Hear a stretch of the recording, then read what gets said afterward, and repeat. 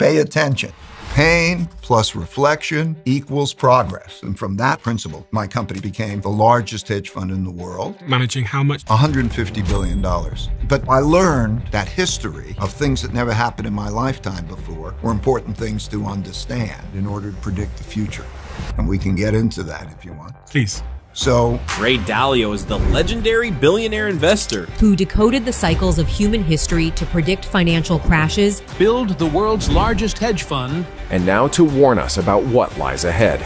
Are you optimistic about the future of the UK? No. What about the United States? No. Why? Okay. In order to bet on what's going to happen on the global economy, I learned that there's 5 big forces that create a big cycle that's repeated through history, which lasts about 80 years. The first is the money debt force that creates wealth and opportunities gaps. And it's connected to the second force, the internal conflict, where you don't trust the system, causing wars between the left and the right. And it's not easy answers like tax the rich, and we can get into that. But the third is geopolitical force. In other words, international conflict. Then there's acts of nature. And then number 5 is man's inventiveness, particularly of new technologies. Now, the question is, who wins the technology war? Because the winner of that determine how the new world order works. Is it something to be concerned about? No.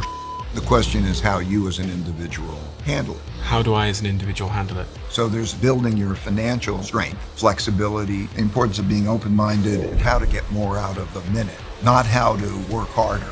And I really urge your audience to learn all of this. So first of all, I see messages all the time in the comments section that some of you didn't realize you didn't subscribe. So if you could do me a favor and double check if you're a subscriber to this channel, that would be tremendously appreciated. It's the free thing that anybody that watches this show frequently can do to help us here, to keep everything going in this show in the trajectory it's on. So please do double check if you subscribed. And thank you so much, because in a strange way, you're part of our history and you're on this journey with us. And I appreciate you for that. So yeah, thank you.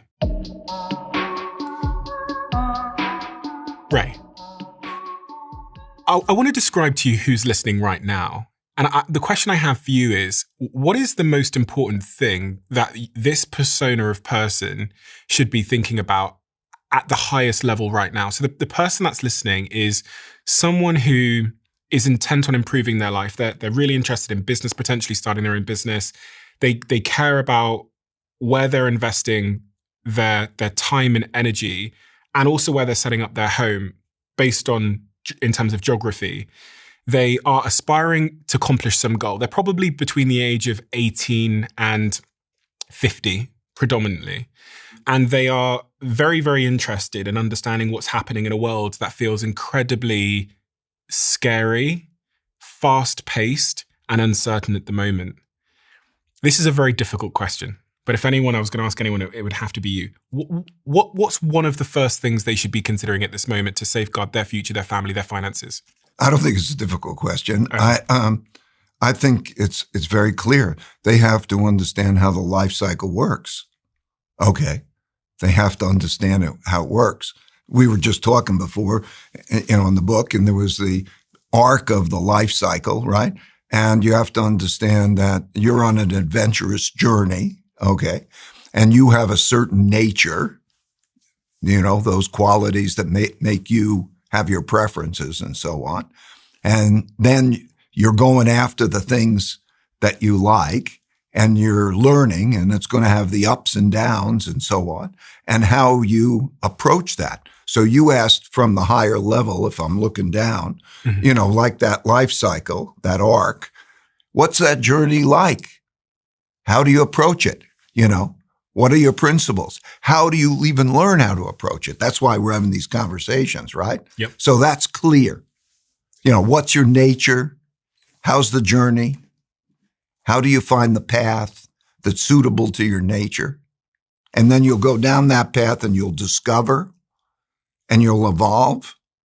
What's that like? That's what they need to know. You said, what's your nature?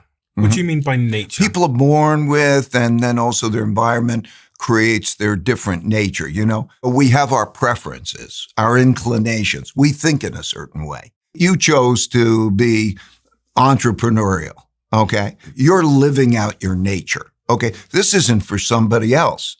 Some people have a different nature, Okay. They would like to have the stability of a job and clarity and so on. So when you have your nature, you want to know that and then find the path that is going to be good for your nature. Then there's the particular tactical stuff. So if you would ask me, should I be in the UK or should I be in the US? Well, that depends on a lot of things, but that's a tactical question. So if I want to be an entrepreneur and I want to build a technology company, do you think I should be in the UK or the US? I think you should be in the US. Why? The US has a culture of entrepreneurship, inventiveness. This is a whole different culture. Like in Europe, generally speaking, and in the UK, there's an establishment culture, right? And here, you could be 25, have a blue streak in your hair, and have the talent. But if you got the talent to pull it off, you can get the resources and you can be an entrepreneur. There's a culture of that. That means that it's happening more. That's why you even see the differences in the economies. Okay. Where is the inventiveness really happening? Okay. It's happening here. So I would say if you want to be an entrepreneur, this is an environment that's particularly conducive to being an entrepreneur. So what is your honest perspective about the UK at the moment? The UK has a financial problem. The government has a debt problem. And it doesn't have enough money for what it wants to do and what it can do. And so what you see is the non-dom problem, people moving, and so on and so forth.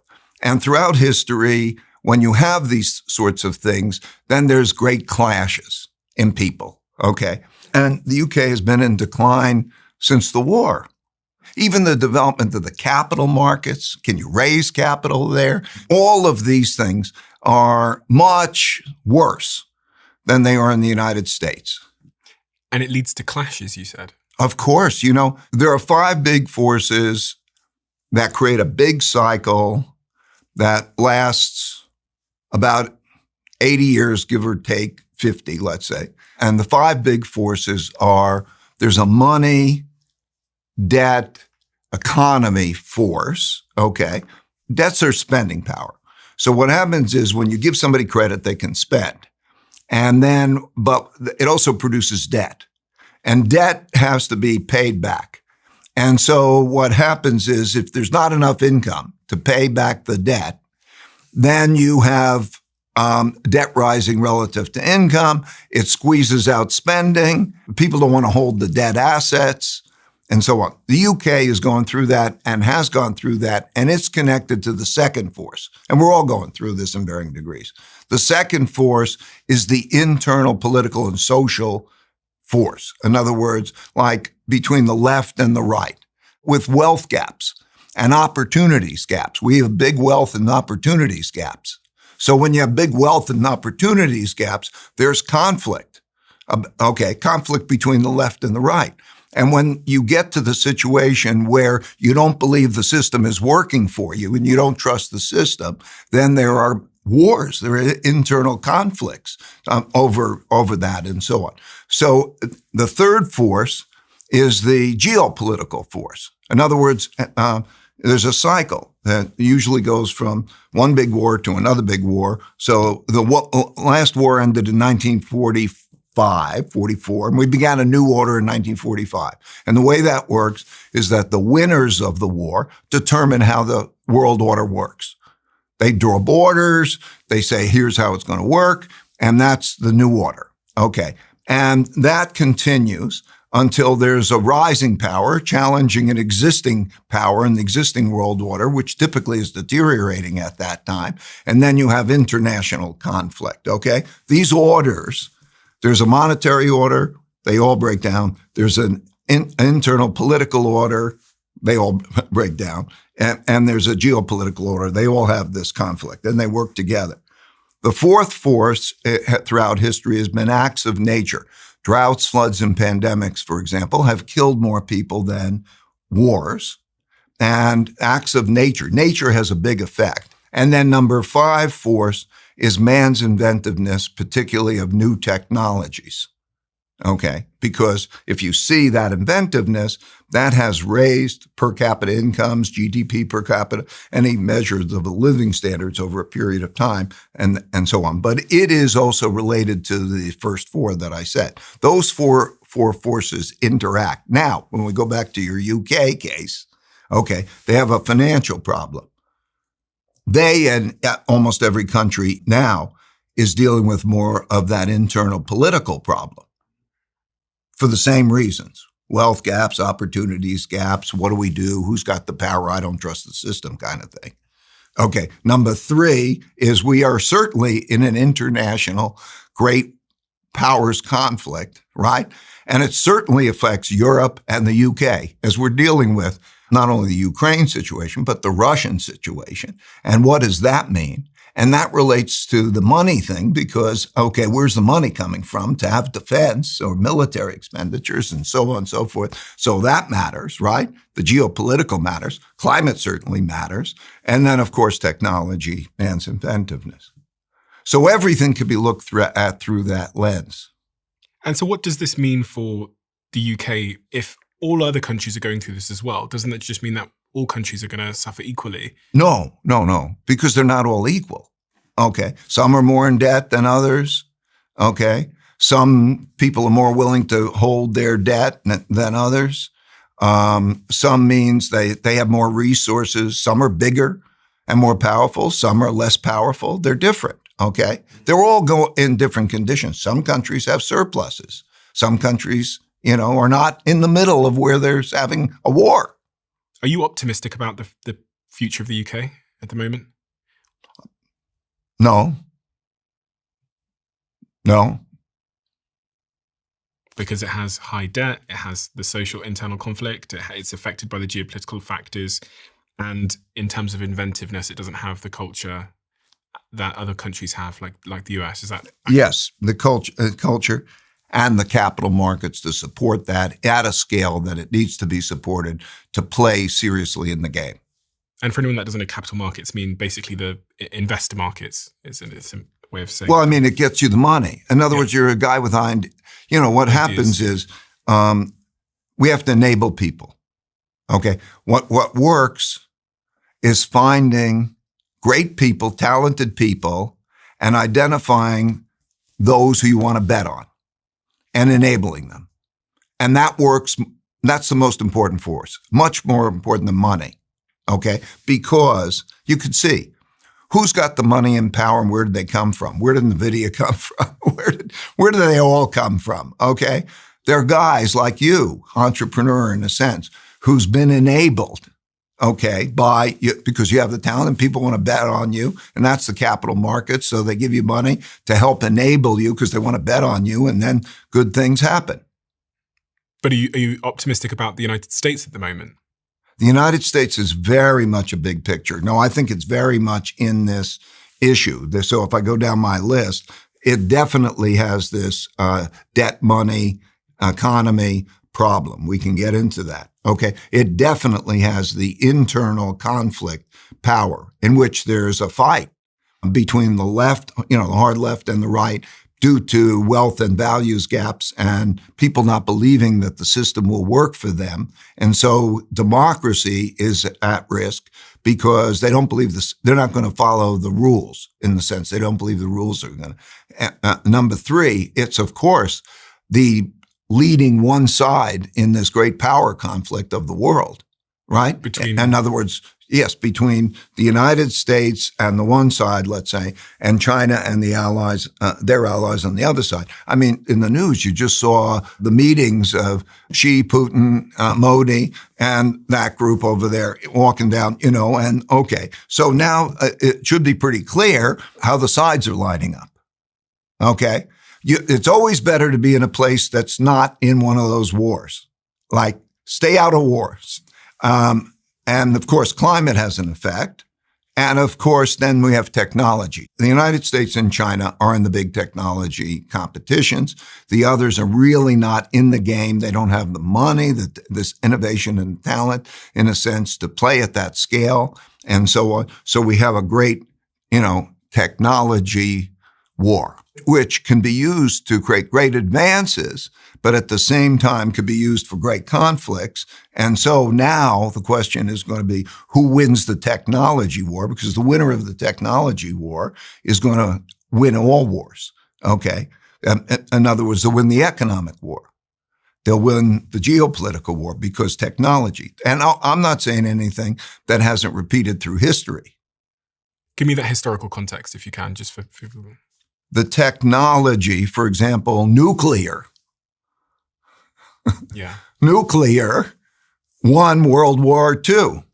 And does this cycle go back further than just... Oh, no, it goes back. That book, okay.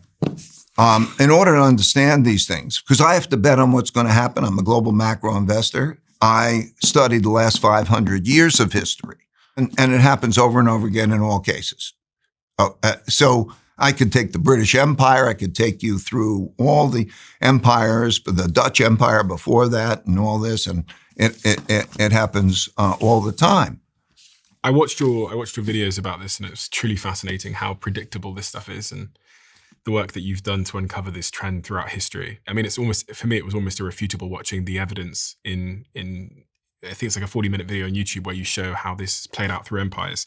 And it begs the question, because when you live in the United States, when you're in the present time, you almost never assume that the empire you're in could fall.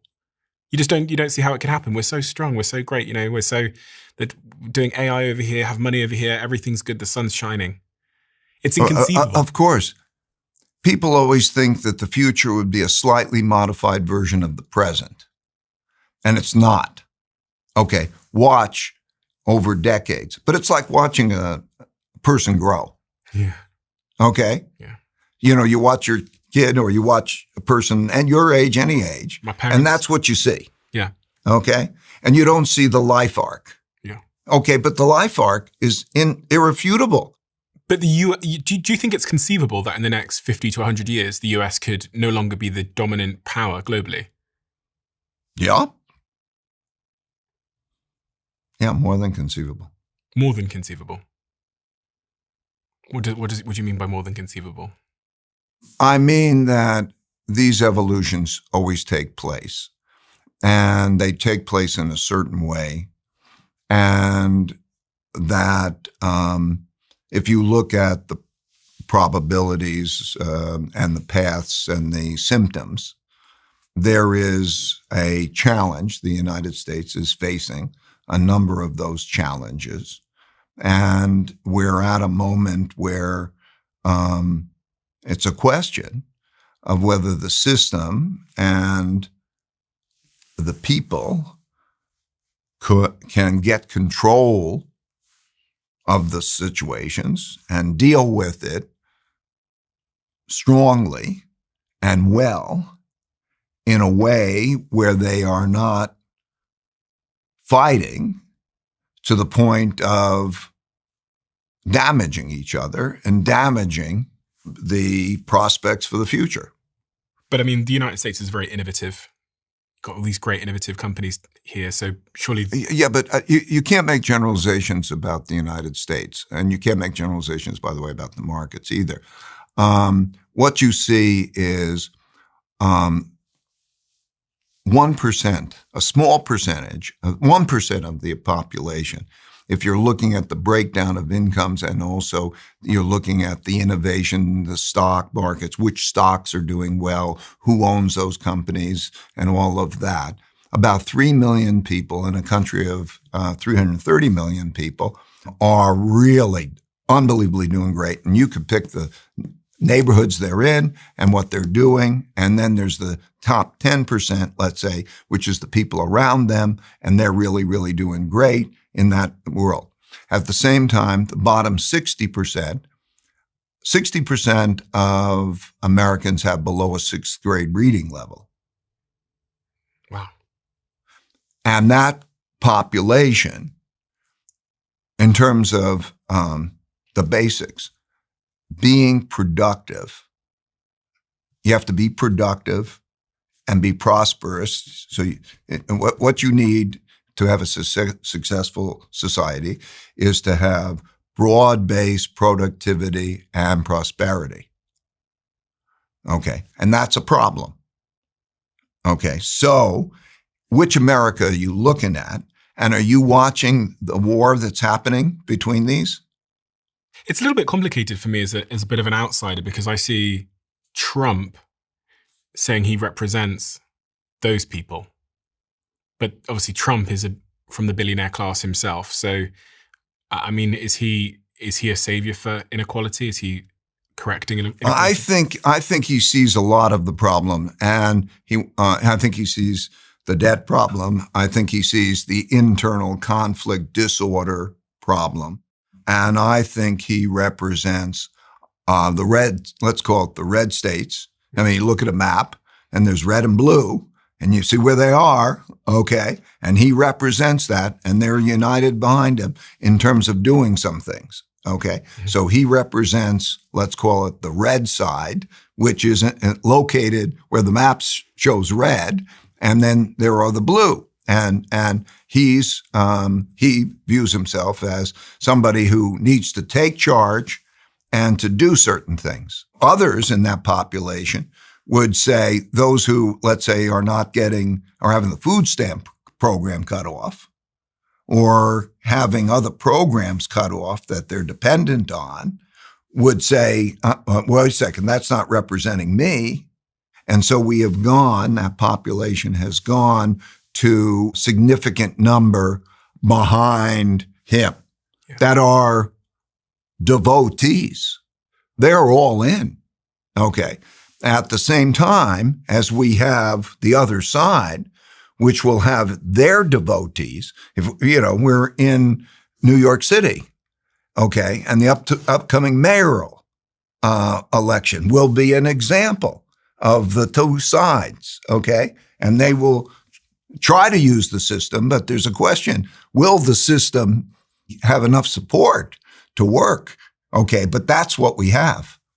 Just to close off on this point of the UK in particular, if you were to try and fix it, what would you be aiming at? I say this because we do have a millionaire exodus that's widely reported in the UK, where I think this year we're set to lose roughly 16,000 millionaires. When you look at the big countries like China, America, the UAE, the UK, we're losing more millionaires than anybody else. And I was wondering if you think it's fixable, and if you were in charge of the UK, what you might aim at first. Mm. It's different, First of all, if you go back to the basic problem, which is there's too much debt, there are deficits, there's differences in education and opportunity levels, and so on. The most important thing that you can have is a strong middle. Political middle, to be analytically strong, and also strong enough to get the people to do what needs to be done, even if they don't want to do it, to get to be productive. Now, that's an easy thing to say. It's not an easy thing to do, but you do need that strong middle, and you do need to convey to people that you need to have this strong middle to change productivity. And, and are you in it? Are you in it? Are you patriotic and in it? And, but you look at history, how did the United States come to be the United States? People will go to the places that are better than them than stay in the places that are worse for them. This is fundamental, right? Incentives. Okay. Yeah. So you have to make the place better. Okay. Now, I would say also you can take pockets and they go into the pocket and let it spread out. But you also have to have this equal education, or, you've got to strive for equal opportunity. But anyway, it's a difficult question that I'm afraid I'm incapable of solving. It was unnerving to hear the tone of your voice drop when I asked it. You seemed slightly as if you've kind of given up on the UK a little bit. Your facial reaction. No, I'm a practical guy. I'm a realistic guy. I made my money. I'm in the business. and it's my nature, to try to be realistic and to bet on how things will transpire. And that's not healthy. The situation in the UK is not healthy. And the situation in the United States is very risky in many ways. It's what we're describing. So, and then if you look, where are people going? Then you see the places that have the qualities we're talking about. They're civil. They're creative. The people aren't at war with each other. What happens next in history? Well, usually there's a big fight for control. Political revolutions and things like that. The system breaks down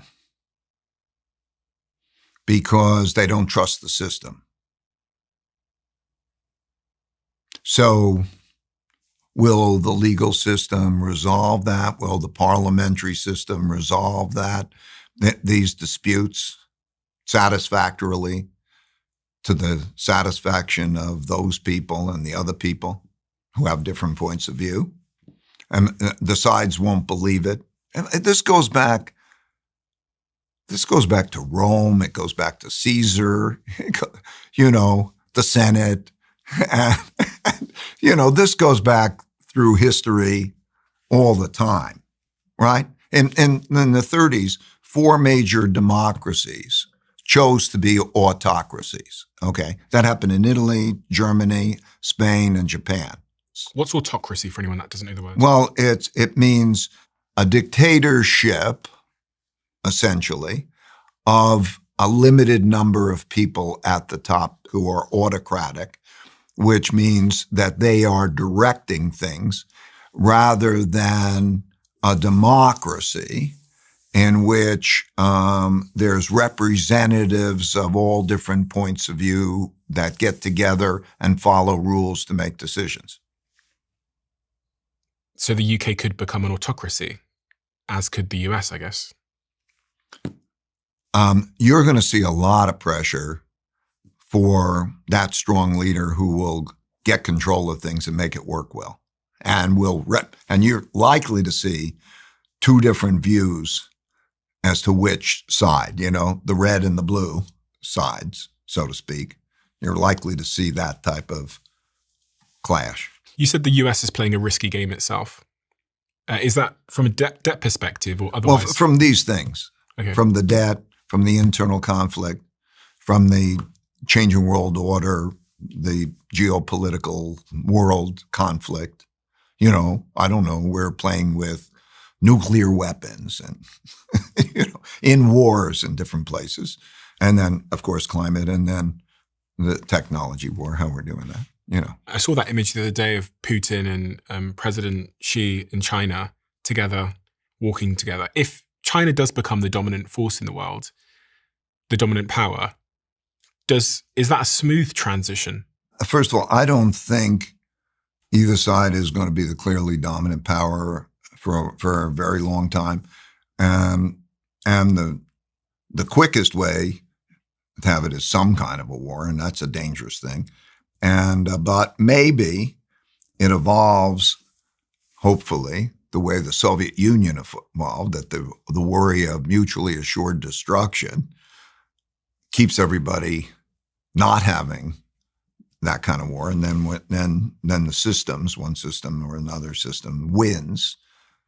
But that's an evolutionary process. And, I can't say Do you think much about timeframes? Because when I was going through the changing world order, there seems to be somewhat consistent or predictable timeframes when these transitions happen. Do you think about where we are? Well, they're long-term big cycles, right? It's like a life cycle. On average, they are about a life cycle, about 80 years. But it's not predetermined, just like your life cycle is not predetermined. Like if you take care of yourself, and don't smoke, eat well, exercise, and so on and so forth, then you will probably have a longer life cycle than if you don't take care of yourself. And it's kind of like that, and so you see them in history, they evolve, but you can see the symptoms. Okay, you can see the actions and the symptoms. which, like taking a physical, then gives you a sense of where they are in their life cycles. We're 80 years from World War II. 80 years from World War II, yeah. And you're seeing the symptoms. Yeah. Symptoms are clear. They're all in that book. You can see the charts of all the systems. Is it something to be worried about or concerned about if you're in the United States? No shit. I mean, yes. And then the question is how you as an individual handle it. How do I as an individual handle it? Well, first of all, I think you have to be aware of the situation and the risks. For me and my family, though, in terms of risks and how I should counteract those risks, is it a case of me saving for a rainy day? Is it a case? That's part of it. Yeah. There's a saying in Hong Kong, a Chinese saying, which is a smart rabbit has 3 holes. And what that means is you can see, is it the UK or the US? And I can then move to the better place and get out of the place that's a terrible place. So can I successfully be an immigrant or whatever and change my location throughout history? That's been important. So the ability to go to good places and away from bad places. So that's part of it.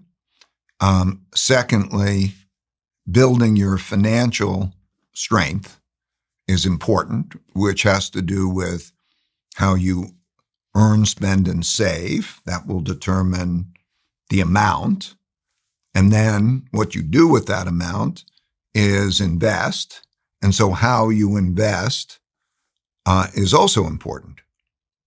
So if you have your financial ability and you can make the move, and then you have knowledge, about what's happening so that you can change things.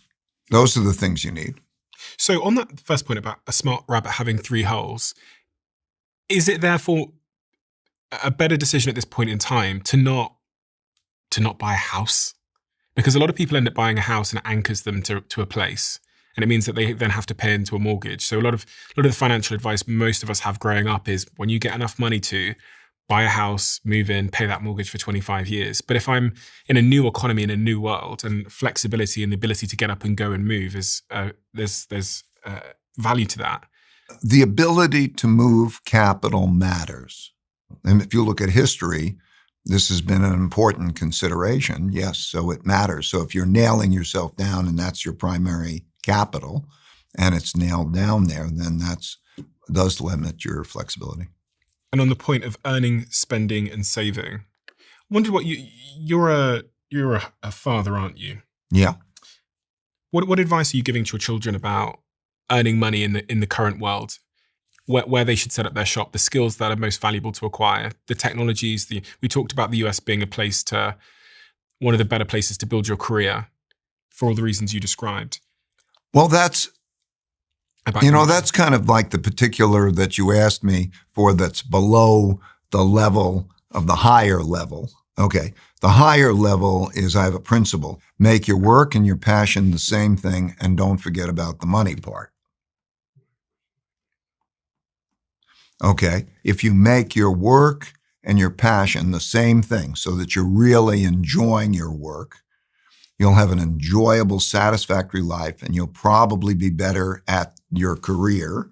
That, as a result, you'll probably advance and so on. So you have a happier life, and you will have probably a more successful life. But it is true that the careers that you choose will have financial implications. Mm-hmm. And if you say, I want to be a poet or something along those lines, you better consider the financial implications of that.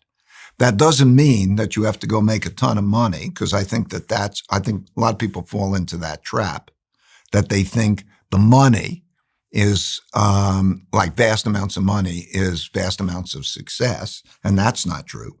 In other words, is your work and your passion the same thing? So I think that what brings people happiness is meaningful work and meaningful relationships. Okay. If you have meaningful work, that you're into and your passion and your work's the same thing, and you have meaningful relationships, whether through that work or beyond, You're going to have probably a great life. Okay. And so you have to keep that in mind. And it doesn't have much correlation past a certain level of money. It doesn't have much correlation with that well-being, with the amount of money you have. And if you see studies across societies, and you'll see that past that certain basic level, there's no correlation between the amount of money they have and how much happiness they have or well-being. Okay. That the highest level of correlation across societies and studies of happiness and well-being is community. Do you have a sense of community? Do you have those around you who are your community? You'll live longer that way. You'll have a more joyous life and it'll be a better outcome. But anyway, so thinking about those things, I think, is important. Based on your life cycle in this book, Principles, Your Guided Journey, Create Your Own Principles to Get the Work and Life You Want, do you think you have to play different games in different seasons of your life cycle as it relates to generating wealth? And what I'm talking about here is really like risk profile, or what I should be optimizing for. Should I be trying to hang around with Ray Dalio, or should I be focusing on the job that pays me the most? First of all, the answer is yes. And the second question you asked, the answer is that you should be around the people who are the best people to teach you, to operate by the mentors and the learnings and so on. You should be around the best people. And when I say best people, I mean people of good character and good capabilities. Okay.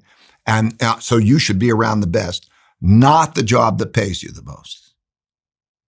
And I could explain why that is.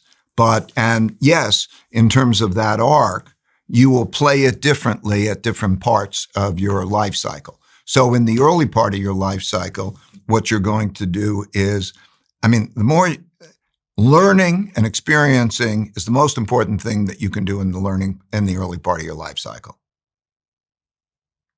It's like you're going to make your choices. What direction am I going to be in? And so on and so forth. So learn. Okay.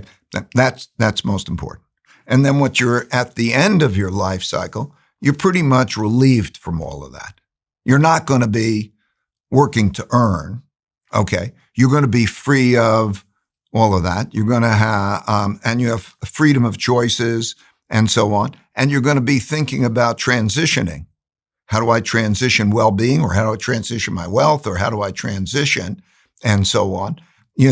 That's where you are. Still, learning is a joy, but at the same time, in terms of trying to accomplish, it's not the same at your late part of your life cycle as it is in your early part of your life cycle. So I want to ask about your early life cycle and what the most important strategic or wealth-generating decisions you made that you would encourage everybody to consider if their nature is aligned to yours. Okay. My nature was I hated school.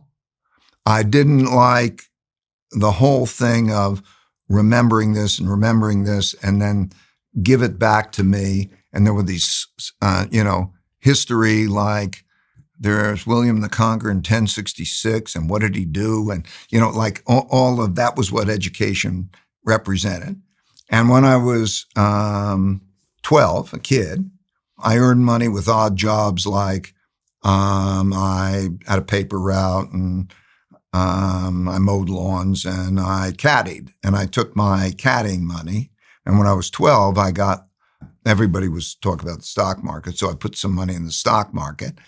I didn't know what I was doing, of course, but I picked the stock. That was the only stock I ever heard of that was selling for less than $5 a share. And my reasoning was I could buy more shares. So if it went up, I could make more money. Okay, that was a stupid criteria, but it was a company that was about to go bankrupt, and another company acquired it, and it tripled in price. And I said, I like this game. So I got hooked on the game. I'm still hooked on the game, right? So I liked it. Okay, that affected me.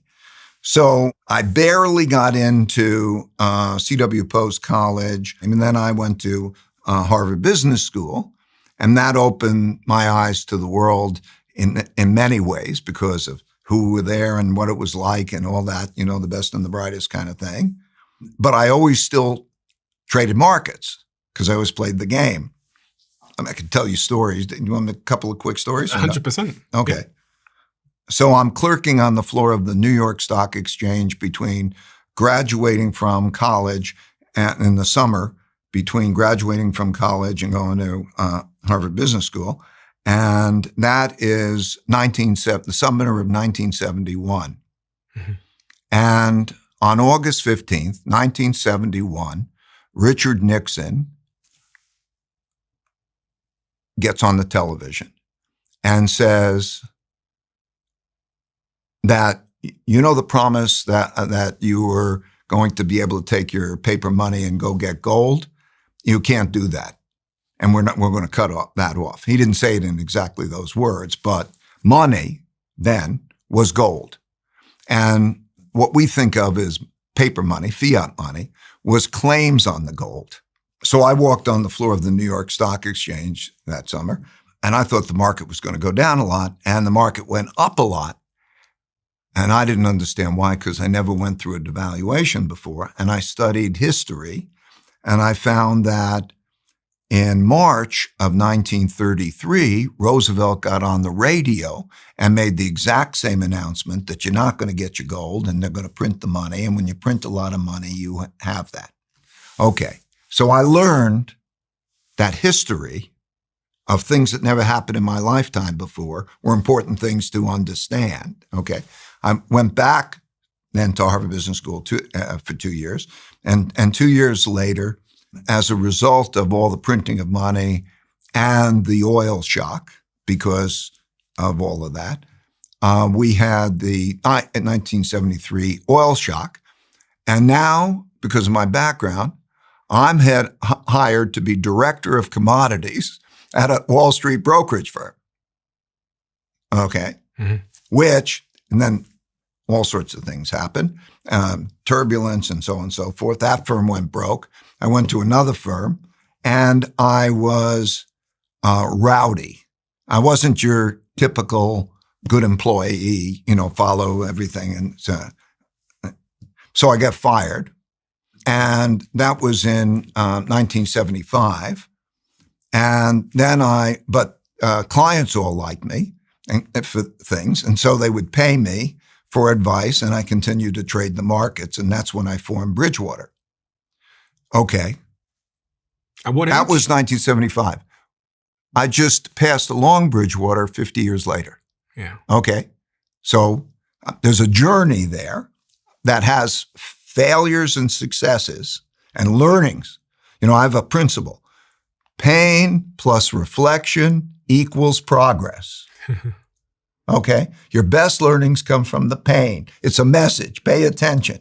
Learn how reality works and how to deal with it differently so you have principles for dealing with reality better.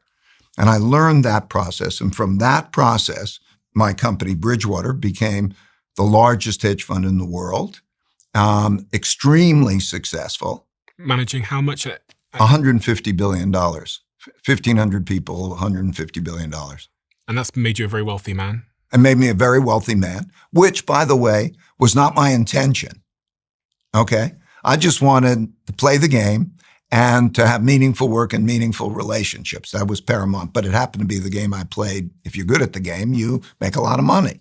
And now I'm at a stage in my life where I want to pass things along. I need to pass things along, right? So hence the books, hence our conversation. Mm-hmm. And here we are. That's the life arc. But I learned a lot.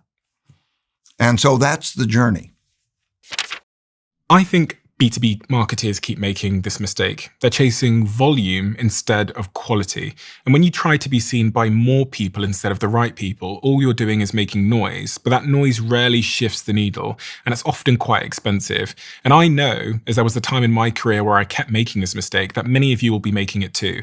Eventually, I started posting ads on our show sponsors platform, LinkedIn, and that's when things started to change. I put that change down to a few critical things. One of them being that LinkedIn was then, and still is today, the platform where decision makers go to, not only to think and learn, but also to buy. And when you market your business there, you're putting it right in front of people who actually have the power to say yes. And you can target them by job title, industry, and company size. It's simply a sharper way to spend your marketing budget. And if you haven't tried it, how about this? Give LinkedIn ads a try, and I'm going to give you a $100 ad credit to get you started. If you visit linkedin.com/diary, you can claim that right now. That's linkedin.com/diary. Just for context, people don't like talking about money, and I understand it, but you're a prolific philanthropist. Also, Google says that your net worth is in the tens of billions of dollars. And I'm sure there's some people that have clicked on this conversation and aren't aware of the scale of wealth you built up and the scale of Bridgewater Capital and how prolific and famous it is in the investing world. In that 50-year life arc, one of the things you mentioned is pain. All of us will encounter pain. And you said pain plus reflection equals progress. How have you learned to deal with pain? You've had a lot of pain in all facets of life because you've lived the life arc and you continue to. What's the best principle for dealing with pain? First of all, to calm yourself down and to get centered. Meditation has had a big beneficial effect on my life. We can get into meditation in a minute of how it has, but the ability to, in a sense, calm yourself down, and when the time is right, to reflect on what's happened, both to understand how reality works. You want to be a hyper-realist. I understand how reality works, therefore I need to do this under this set of circumstances, which means developing principles. And so what I did when I would do that, anytime, whenever I would think, what should I do, whether painful or not, I would pause, reflect on, what should I do if that happened again? And that's how I would write down my principles. And what I did was I wrote down a lot of principles. A lot of principles. If this happens, that happens, and whatever. And so I wrote these principles down. And then I found that in investing, if I can computerize those decision rules, I could backtest them, see how they would have worked, and so on. So I built systems, decision-making systems. Computer would make decisions. So it was AI before LLMs, but it was an AI to have decision-making criteria. So it would be like I would make a computer chess game that would play while I am playing my mental chess game, what moves we would make. And it's completely automated and so on. But what I'm trying to say is that reflecting on how does reality really work and what do I do when this happens to that happens is the development of principles. And that has been invaluable. And it also makes me see things differently.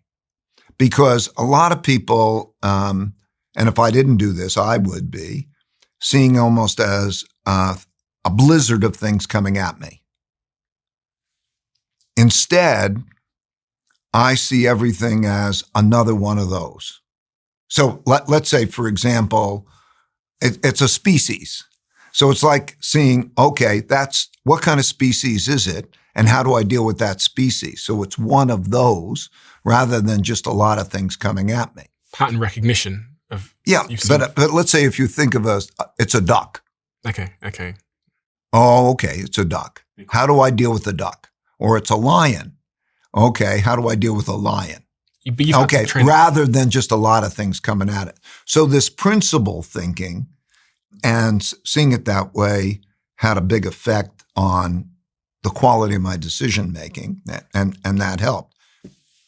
Two questions I had there is, to become a principled thinker, I need to do more reflection, right? And then the other thing is, think about how does the machine, how does life, how do these things work? So that's what I mean. Okay. And to write that down. Write down your thoughts. I find sometimes what I would do is I'd dictate them into my iPhone. Okay. I'd say, no. Okay. This is how, when you're making a decision, why did you make that decision? So not just make a decision, but think about the criteria you're using to make the decision. Also my emotions, my trauma, my insecurities, my anxiety. Right. And you might say, when reflecting on that, is that helpful? Is that harmful? And what do I do about that? Like, for example, when what you're referring to is, yes, that emotions and the things and all of those, you have to understand that basically the brain's got two parts to it, right? It has the logical part of your brain, reasonable, tries to reason things through, and that which is conscious. And then it has the subconscious mind, which is the subliminal that is really driving you. And so when you can reflect, okay, how are my emotions entering into it? What do I, and so on. And you can think and you can align that. That's very powerful. And meditation, by the way, naturally does that, because what you do when you meditate, and maybe a time's coming I should explain meditation, okay, how it works. What you do is it's a process by which you sit quietly and you repeat in your mind what is called a mantra, which is a sound that it's a word that has no meaning. Let me say the most classic example of that would be Om. Okay, so you quietly there and you go, with your breath, you go, Om, Om, like that. But you need to be taught. But anyway, Om. And so when you're doing that, because your Om is in your mind or your mantra is in your mind, you're not able to have other thoughts. You'll see yourself wavering between doing that and staying on the mantra and then having thoughts. And then you go back to your mantra. When you are in the mantra a lot, then it disappears. The sound disappears and you go into your subconscious mind. That's what they call transcendental meditations, the type of meditation I do. And so you go there and you're not in a conscious state and you're not in a unconscious state. You're in a conscious state. So it's subconscious state. It's not unconscious is you're sleeping. Conscious is that you're awake like we are. You're in this. So it's a different state. Like if you hear that noise, you would hear that noise. It would be big, and not when you're sleeping. But when you're in your subconscious state, then it's relaxing, it's helpful. And this process helps to bring your conscious state and your subconscious state into alignment. In other words, you recognize both and it calms you down. It's like the ninja in the ninja movies, they're fighting, but it seems in slow motion. The camera shows them in slow motion and they're doing whatever they're doing along that. It kind of makes you in that kind of state of mind so that you're dealing with what's coming at you in that way. And so what you referred to is these things that happen, and how you deal with those is really important to the quality of your decision making. How influential was transcendental meditation in your success? Oh, enormously successful, enormously significant, very, very, very significant. In other words, that way of seeing things. And how often? And by the way, I would say there's a serenity prayer. The serenity prayer is, God, give me the serenity to accept that which I can't control and give me the power to control that which I can and the wisdom to tell the difference. Okay?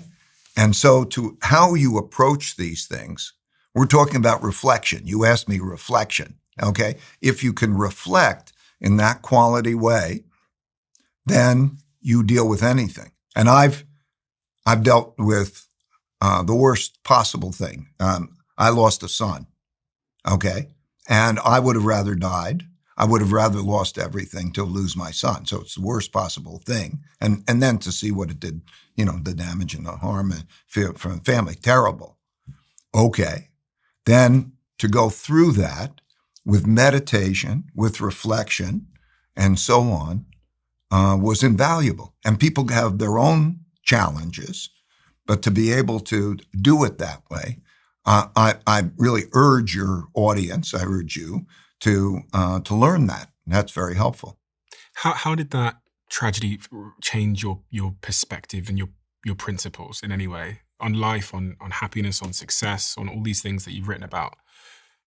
Well, it's again, I go above it, and you reflect on the life arc, and I realize at that higher level that that's what the life arc is like. You'll in all my books, there's this arcing. This arcing here. Here's a bigger version of it. There's this arcing. Okay, I don't know if your camera sees that. Okay, whatever it is.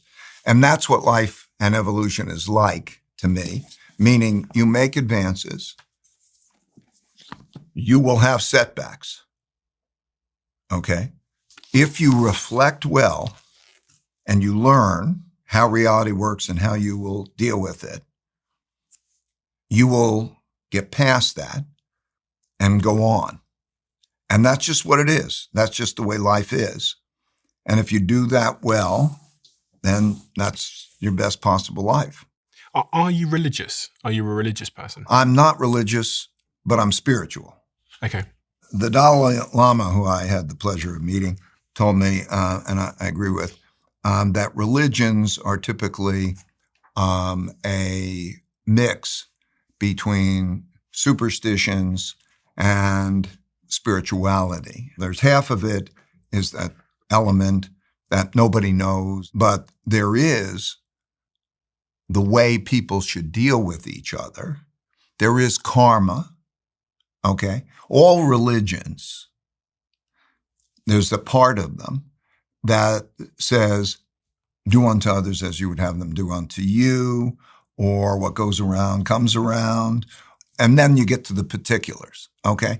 And it is true that if we work well together, that even little things I can do to help you can make a big difference in your life. And little things that you can do to help me make a big difference in our lives. And so it's practical, and it is also joyous, okay? That creates a relationship. And we talked earlier about how that meaningful relationship is like the source of great happiness. But when you have a community and you do that, you have a better society. And almost all religions will tell you that. There'll be elements of those.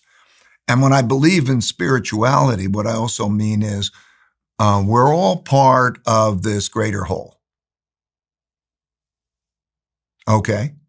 We're all part of the greater whole. And if you could see yourself as part of the greater whole and love the greater whole and whatever, that is spirituality, really, okay? And so I will go through my life arc, okay, and I will die, and I'm comfortable with that, okay, in that, okay, it's all part of the greater whole, nature and whatever it is. That's true. I can't tell you about other things, but I do believe in the things I just told you. When it comes to living a successful life, we've talked about having dreams and understanding your nature and aspiring for things, and then understanding reality, which transcendental meditation is a great mechanism and vehicle to do. And in your book about a successful life, you talk about plus determination. Plus determination. Hard work. If I want to be a successful man or woman, how important do you think hard work is? Well, it gives you power. It's very important, right? Some people, I'm not saying they want to choose it, but the irony of things is there are first-order consequences and there are second-order consequences. This is like a rule of life, okay? And most of the time, the first-order consequences, whether they're likable or not, has the opposite second-order consequences. What I mean by that is like eating or exercising, okay? Eat the food you like. Second-order consequences probably not going to be good. I don't want to exercise. second order consequences won't be as good. Okay. Working hard, which gives you strength. Where does strength come from? I mean, strength comes from working hard. So working hard will give you power. Power will make things easier and make things better. That's just the way it is. And being open-minded while you do it? Something that was really open-minded, important to you. Yeah. I say the importance of being open-minded and assertive at the same time. I watch people becoming so tied to their own opinions. Like, this is the greatest tragedy of mankind. The greatest tragedy of mankind, because it so easily can be fixed, is holding a strong opinion that is wrong, that you could have made right, better, if you were open to learning more. If you said, I want to be stress tested. I want my thinking to be stress tested. I want to make sure that I'm making the better decision, and so I'll be challenged. But a lot of people view that challenging like a fight. It's not a fight. If somebody holds a different opinion, it should prompt a curiosity. You know, I don't know. Am I wrong or is they wrong? There's a 50% chance. I don't know. Maybe I'm wrong. So it should prompt curiosity and an exchange to try to make sure that you're seeing the whole picture and so on. But subliminal instincts are, I'm going to stick with it and I'm going to have a fight. That's a problem. Because there's too much on the line for so many people to It's subliminal. It just goes back to the mind thinking that the intellectual challenge is a fight. And it's egotistical, you know, ego. I must be right. As an investor and entrepreneur, that's obviously particularly important because you're constantly dealing with new information and feedback, which you need to be flexible. That was one of the two things that changed my my whole direction and made me successful. I can explain it if you want. Please. 1979 and 80, I had calculated that American banks had lent more money to foreign countries that they were going to be able to pay back and that we were going to have a debt crisis. Very controversial point of view. In August of 1982, Mexico defaulted on its debts. And over the next decade, many other countries did, and it caused bank problems. However, at that time, I thought things were going to get bad, and that was the exact bottom in the stock market, August 1982. So I couldn't have been more wrong. I lost money for me. I lost money for the clients. I lost money. I was so broke that I had to borrow $4,000 from my dad to help to pay for family bills because I was faced with the choice. What am I going to do? And do I go back to work on Wall Street, get a tie, get on the train and go back to that, which is, again, not in my nature or whatever. And two things changed me. Okay, reflection. First of all, I learned what we were just talking about. I learned humility and fear of being wrong and open-mindedness. So I wanted the smartest people I could find to stress test my opinions because I always realized I could be wrong. And then I learned how to diversify my bets so that I could dramatically reduce my risk without reducing my returns. Okay, that was the bottom. Okay, from that point all the way over, that following those principles took me to the biggest hedge fund in the world, the most successful, and so on, because I applied it to the markets, applied it to what we did, and so on. So that notion of reflection, and then how do you deal with what reality is like, and then, okay, they learn radical open-mindedness. In other words, like there's a principle in the book, you have to take in before you put out, or that decision-making is a two-step process. First take in, then decide. Okay? So yes, open-mindedness. doesn't in any way minimize your ability to decide. So you still have the freedom to decide, but it's crazy not to be open-minded. You recognize that the biggest threat to good decision-making is harmful emotions, and that two-step process is first learn and then make the decision, which is funny because it sounds simple. But when you said it, I think about all the worst decisions I've ever made in business, and I missed step one. I forgot to take a minute and do the evidence gathering or the information gathering process. Yeah, just smart people who care about your decision say, stress test me. Why don't we do that? That ego and also instinct that's a fight. Is there any advice you would give me on becoming a better decision maker? So I have a fund, I have many businesses. Is there any sort of practical, simple foundations of becoming a better decision maker that we haven't talked about? Get smart people to interrogate my thinking. Be open-minded. I think we've talked about almost all of them. I think then you have to then know about how to leverage yourself. Okay? In other words, as you do more and more, how do you do more and more when your brain has a capacity limit? Okay? And there's only a certain number of hours in the day or the week. Okay? You have to know how to do that. Is that focus or is that something? No. It's knowing how to do it through others. Okay? It's knowing how to pick others and orchestrate well. It's like running a symphony or whatever. Okay? Get the best players. Okay? When I say, good character and good capabilities and orchestrate them well. And then provide that leverage. Like when I was doing the most, I had 30 direct reports. Whatever the number is, it's always, the process is how to get more out of a minute or a day, not how to work harder. Okay, it's how to leverage yourself, and you're going to leverage yourself by picking the right people who you can trust. They're not going to screw you. They're going to operate in your interest, and they're going to be capable. And so a lot of people, what you can do is you can deal with them, and then you can say, I would deal with them on this 30 reports.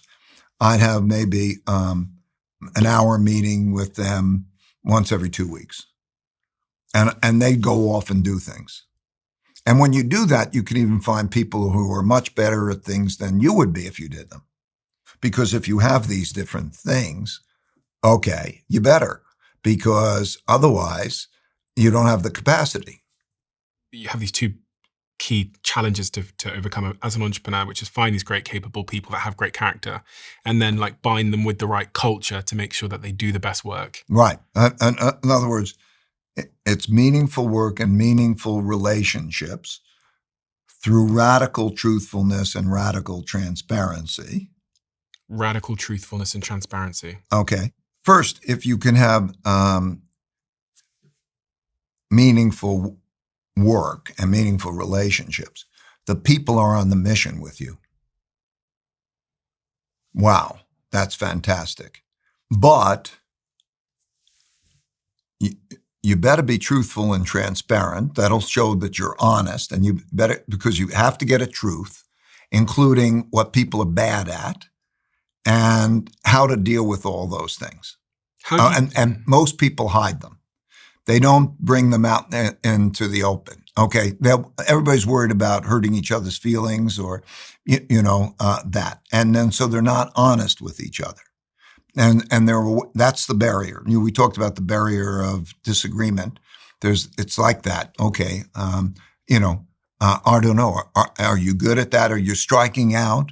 If you're striking out, and what is it? How do we deal with it? You better talk about that clearly, because you need to have an A team of players. You have to work yourself so your team is an A team of players who are tight. How did you do that at Bridgewater? How did you make people honest? Oh, well, first of all, I had a policy: talk behind another person's back critically. If that happens 3 times, you're out. And then I would have radical transparency so everybody could see everything. So you could see why I'm making decisions, and I would reflect. But the main thing is, you know if it's happening or not. Okay. And I made that comfortable because that's ordinarily uncomfortable. We talked about the fact that there's an intellectual you and there's an emotional, subliminal you. Okay. I made them understand, like if I had a team, a football team, and so on, that this is going to be better for the team, it's going to be better for you, and you'll have your evolution. Because what do you want to have? Dishonesty? Do you want people to think one thing about you and really say something different? How is that going to work? So there's an intellectual, okay, we believe it. And then also by having the meaningful relationships. I mean, I don't force them. I create a culture of meaningful relationships so that they have known each other for a long time. They go to each other's parties, or they go to each other's, there are funerals, there are baby showers, there are these things. Not that anybody's for, I created clubs. I said, any club that you want to create that has more than 20 people, whatever it is, up to $500 per person, I'll pay for half. So I don't care what it is, if it's play softball or play chess or whatever it is that you're enjoying each other's company, or you want to go to ball games or something. I don't care what it is. I'll pay for half up to $500. So nobody has obligations to or something. But if I have that kind of meaningful relationships, so you can talk honestly with each other, I found that very helpful. And you famously built an idea meritocracy, which in my understanding means where the best idea ends up winning in the company versus just your idea because you're the most powerful person in the business. Right. I mean, what do I want? I want the best idea to win. This sounds simple, but again, it's not how businesses operate. One of the fascinations I've always had is that when businesses get bigger and they have more intellectual horsepower if you just added up how many brains they had, they sometimes get less innovative, and it feels like the CEO. Well, because they become more bureaucratic and more fragmented. Yeah. Okay. I found it to be true, and it's well-established fact, that if you get a group of people past a certain size, which is 75 to 100 people, they don't know each other. Okay. They start to become different. And then you lose those relationships, you lose a lot, and so on. I found it because at the holiday season every year, what I would do is I would write everybody notes, long notes in their cards, and I would pick an individualized holiday gift for them. And when it got to be the 67 people, I remember the year, it broke my back. I mean, I just couldn't do it. Okay. And I realized that at that point, I was going into another frame. Okay. And so it's an organizational reality that you can keep that group. And then what you have to do is then you have those different areas, and you have to create cohesiveness between those different, and cohesiveness, common mission, and how do you do that between that? So like, for example, when we would have our holiday party, where it used to be everybody would be, sort of go in and you have a holiday party and everybody together. What I found out is we had a big arena that we would go to, and I'd have both. I'd have, that department is in that area and whatever, and then they come out and they all mingle together and so on. So there's an organizational thing that you've got to realize in terms of culture and management of that. It's like villages in a city, I guess. Like you basically build the villages and then... Good example, yeah. City. Interesting. Okay. Yeah. Our media company's at that exact point now. It's at that 90 odd people. Oh, okay, there you are. So when you said 75 to 100, I was like, interesting. Yeah. I was thinking about all the things I should be doing now to counteract some of those adverse effects of the culture splintering or relationships breaking down. But I guess you've described it there. Interesting. And I have to say, one of the things that I found to be I'm 33 years old. I just turned 33 last week. It's crazy how often people say that hiring is the most important thing. Yet when you look at what entrepreneurs are spending their time on, it's usually like the product, the marketing, etc. And it's maybe like 1 or 2 hours, in some cases, if they're lucky, on finding truly exceptional people. They often just outsource it to someone else, the recruitment team. When you think back through your career, how important was it to find truly exceptional people? Of course. Well, I systemized it. First of all, I think that anything I do or one does can be systemized. So I would think, what are the personalities? What are the backgrounds of the people that I'm hiring? What are the choices? How do I specify it? And I got it by also maintaining a lot of data with people. There's a TED talk I did that explains how, like, data, everybody's going around and they're operating in a certain way. So I know what people are like. If you know what people are like, you know what you can expect of them. And then I would then say, in a very data way, those people who are successful in these jobs have the following attributes that would create a job specifications for that type of job. So I knew that in that type of job, there would be that type of person I'm looking for. Mm-hmm. Okay. Mm-hmm. What works? They work. Okay. Data. And then I would find, that would be my job spec. And so we had the systems, and then we had some people who were responsible for doing that, because you're right, it takes time. How can I interview all those people and so on? But who can you trust? And you're operating that way. And then evaluation process doesn't stop when you hire them. Okay, the evaluation process continues from that moment, and you still learn more about what they're like, and you do that same process and still think, would I still have hired them? And if I wouldn't have hired them, in the first place, then they shouldn't be there. And so I have a process and people and process. Do people change after a certain point? So if you've hired someone in 6 months, in 12 months, and they haven't changed, is it worth giving them another year? Is it worth a performance review? I found out that, for me, the big question, mostly, there were two big questions, but the big question is, how do you adapt to my culture? And that would take about 18 months to find out. Like, can you speak honestly about can we have thoughtful disagreement? Do you like this evolutionary process where you're challenged and all of this kind of thing? That culture. That'd take about 18 months. And then, roughly speaking, then learning about the people, their strengths and weaknesses, would take 18 months to 2 years, maybe something along those lines. And so then, you could pretty much decide, but always being open every day by day, so nobody's surprised that you're always talking about things. How's it going? Make sure you keep what I'm about to say to yourself. I'm inviting 10,000 of you to come even deeper into the Diary of a CEO. Welcome to my inner circle. This is a brand new private community that I'm launching to the world. We have so many incredible things that happen that you are never shown. We have the briefs that are on my iPad when I'm recording the conversation. We have clips we've never released. We have behind the scenes conversations with the guests, and also the episodes that we've never, ever released, and so much more.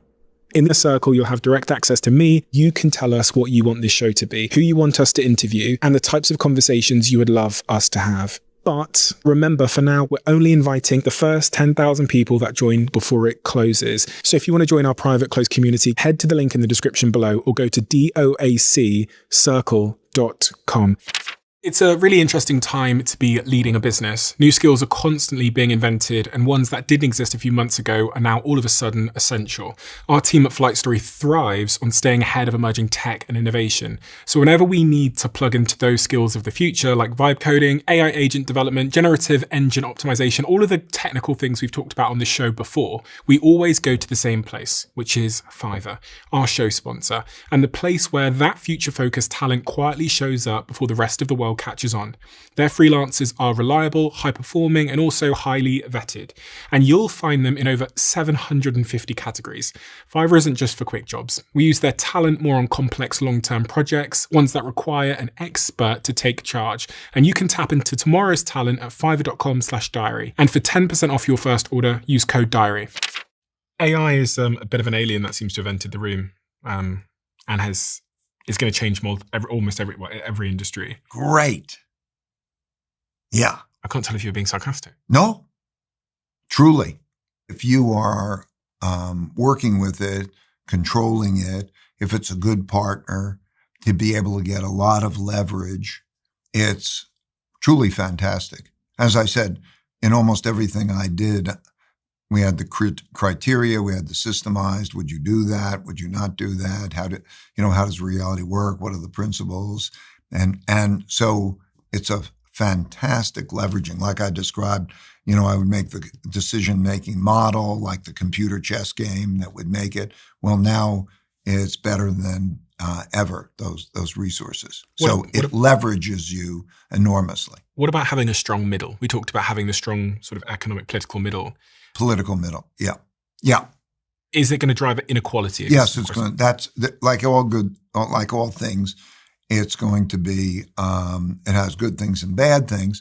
And we were talking, let's say, first about managing and doing that. I think in managing and knowing what people are like and how they're all, it's going to be very, very valuable. Mostly very valuable in terms of changing.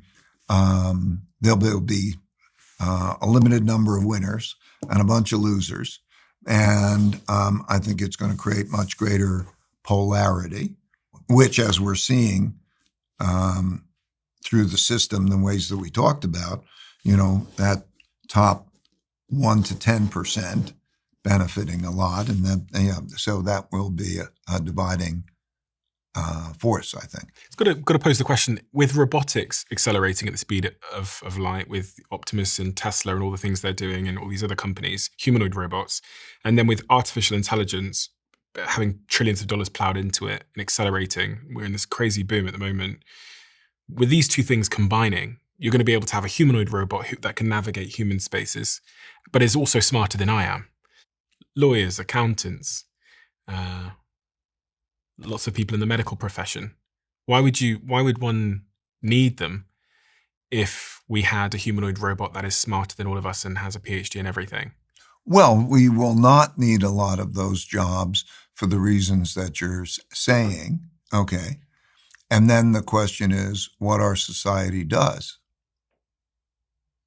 And what do you think we do in such a world? I think we fight over about what we do, unfortunately.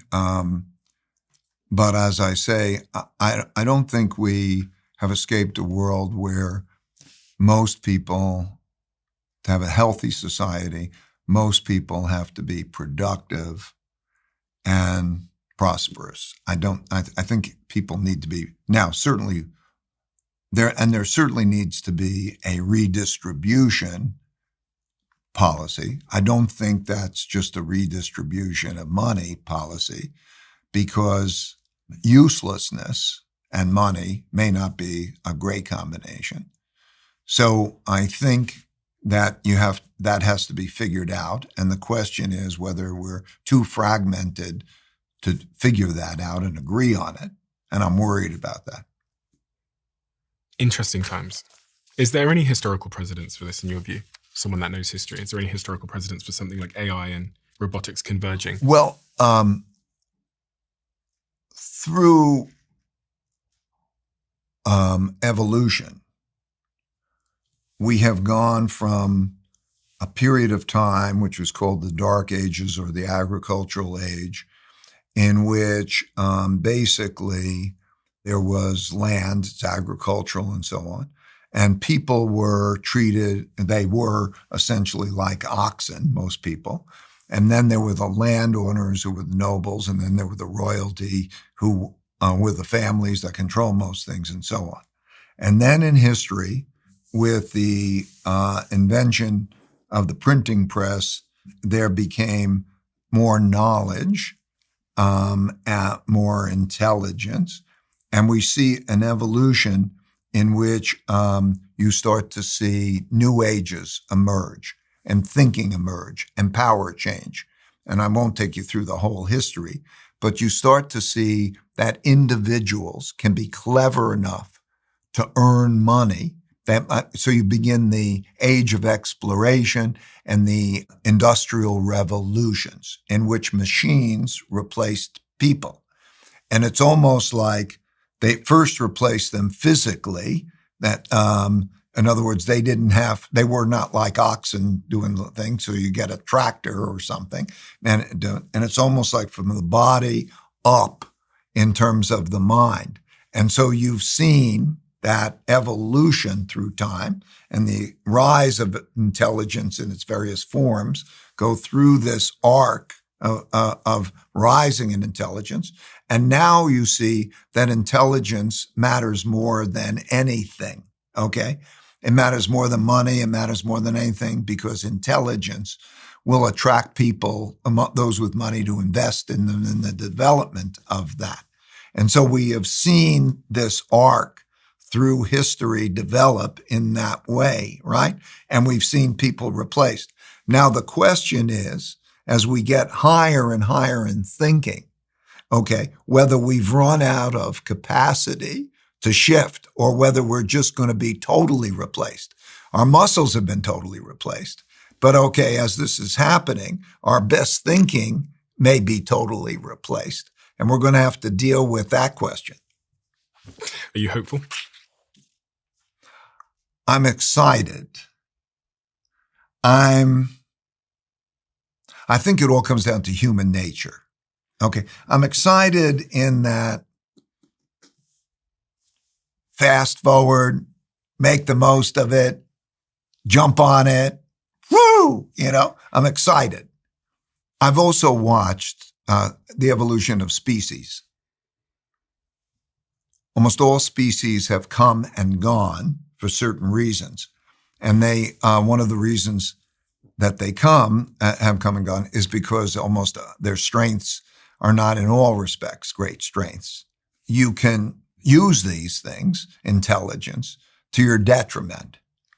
And I believe that the things that these technologies and so on bring us, while very important, it extends life expectancy and all of that, is not as important as human nature. And so if you were to go back in time and we're in different societies, do you have happier societies? Is the well-being greater? Okay. So you can go 50 years ago and you might say the well-being is greater 50 years ago. Not in all ways, not in many ways, the technologies and the consequences of those are much better, but you may have had a better life. And it's human nature of how people are going to deal with each other. So I think the real question is, can people rise above this? And which it goes back to the spirituality question. Can people then rise above it so that they think of the collective good and they think of, collectively, how do we make the best? And also karma, in other words, the realization that if I help you in ways that can be so simple for me to help you and make such a big difference in your life, and you do the same, and we have win-win relationships, it'll be good. But if we don't do that, and I worry about human nature, and I worry about this process. Especially when you've got geopolitical tensions. It's because of human nature. I've had a lot of conversations on the podcast about AI, and I just can't seem to get to my own solid conclusion about this, because when I look at human nature, as you say, I see greed, I see power, hunger, status. Yeah, some problems, you just accept the fact that you may not be able to be confident about a prediction in the future, so it'll always be a question, and just get on with the fact of using it for yourself in the best way that works for you. That's what I'm doing. We have a closing tradition on this podcast where the last guest leaves a question for the next, not knowing who they're leaving it for. You know this person, because I've seen you with them. The question they left for you is, what is a book or books that you've recommended or gifted more than others, and why? Can't say your own, but I will. Right. There are 3 books. There's a book on evolution written by Richard Dawkins, River from Eden, I think it's called. Then a book by Will and Ariel Durant, which are maybe the greatest historians in time, and it's called Lessons from History. It's a very short book. I think it's 104 pages. They wrote massive amounts about 5,000 years of history and so on, and they sort of condensed their lessons from history. And then Joseph Campbell's The Hero's Journey. Is it the Hero with 1,000 Faces? Yes, that's it. Hero with 1,000 Faces. And why Dawkins' book? Why did you say that one? Oh, he understands evolution. Everything is evolving. Okay, all species. Man is one of 10,000 species. I mean, and they're all structured similarly. There's a structure. They like 2 eyes, a brain that has a structure to it, and the same parts of the brain. There's the cerebrum, the cerebellum, the prefrontal cortex. There's this structure that makes you think differently and so on. There's evolution. There's all evolution. So it's not just limited to human evolution or what humans are like. It's the force of evolution. Mankind's only about 200,000 years old. That's in history. That's short.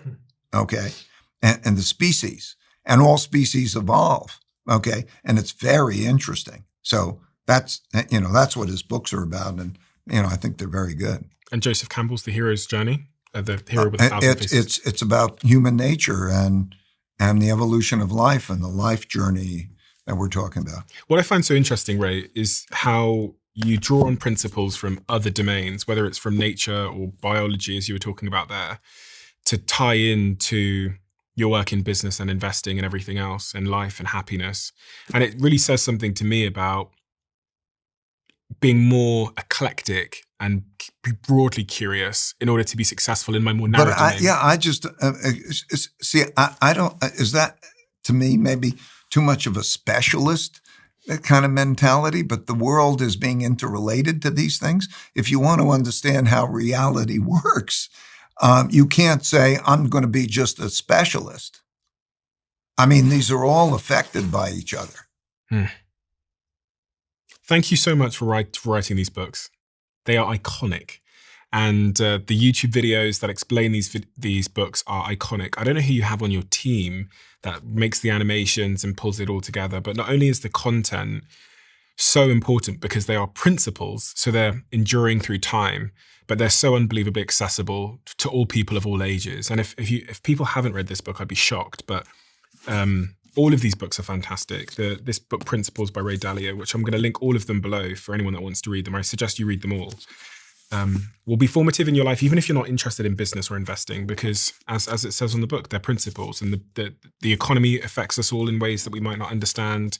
We're all trying to be successful or happy in our own right, and that's interwoven into all of these books. So thank you. I hope you write more books. Well, and thank you, because I'm at a stage in my life. This is a symbiotic relationship. Otherwise, we wouldn't be here. Yeah. Okay. And my benefit is that I want to pass along these things, and we're doing it together.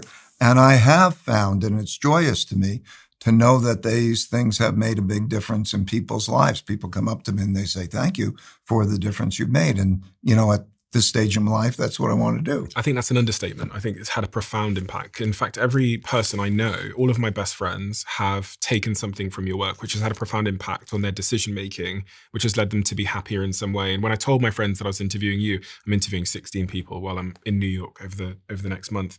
When I told my friends, my best friends in the world, that I'm interviewing you, all of them were telling me to pass on a message of thanks. Because there's something in one of these books that's helped them. And they're all young people in that first season of their life. And there's something in all of these books that's pushed them closer to their success and their happiness. So thank you on behalf of me, because you've had a profound impact on me. But thank you for giving me that joy. I know, I mean it. Know that. Thank you. I really, really mean that. Thank you so much, Ray.